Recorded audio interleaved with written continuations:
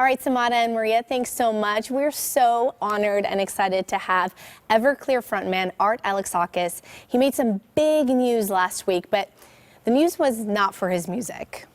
Father of mine, tell me where have you been? Please don't tell me everything is wonderful now. I love all of your music. Art dropped this bombshell on his fans when he made a shocking announcement on Everclear's website.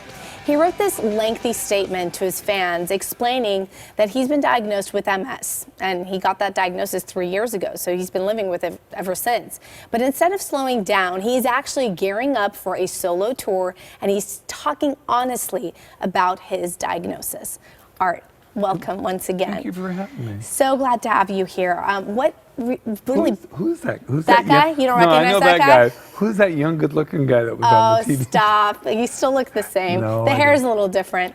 Welcome to What getting really older. struck me in the statement that you put out for your fans and for the world to read about is the fact that you say you had this for 10 to 20 years, Yes. but it took a car accident 3 years ago for you to discover that you had MS. Can you talk about that? Yeah, well, I found out 3 years ago. I got into a car accident.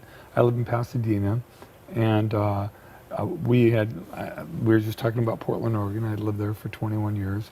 Moved to Pasadena about 8 years ago, and I was going to pick up my daughter from school about 3:30, 4 o'clock in the afternoon, and it had rained, and apparently my brakes got wet, and I went into the back of another car.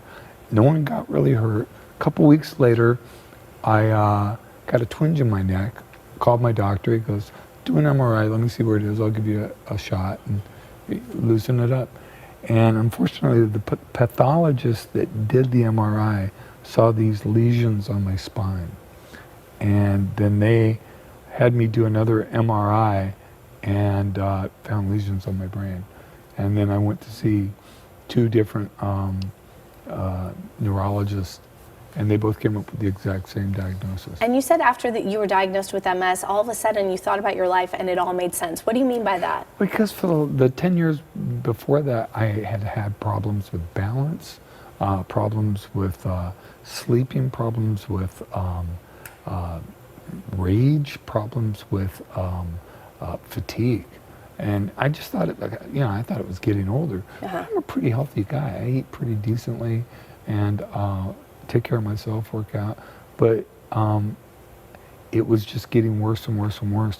So in a way, that accident was a blessing for me. So what has your life been like since then? You obviously want to keep going. You're doing a tour. You want to write a book. It hasn't slowed you down. But what's your daily life like? Just like anybody else's. I get up every morning with my wife. We have breakfast. I take my daughter to school. I'm working on a solo record. I mean, I haven't let it stop me. It's hard for people with MS. One of the great things about putting out this letter, and I put it out because I hadn't been hiding from it, but I wasn't public about it.